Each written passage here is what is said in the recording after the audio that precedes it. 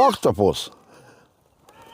Piedāvājums super 8-kāji, izglītojoša rotaļlieta bērniem, bez baterijām, bez degvielas, tikai ar tīru ūdeni varēsim izprast, kā strādā hidraulikas principi.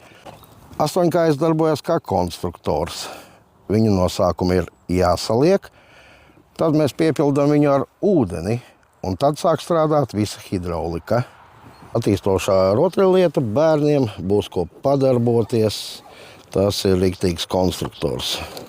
Ļoti daudz detaļu, kas no sākuma ir jāsaliek kopā. Tad mēs piepildīsim viņu ar ūdeni un varam sākt dažādu priekšmetu pacelšanu un pārvietošanu, izmantojot hidrauliku. Roka tiek vadīta ar hidrauliskiem slēdžiem.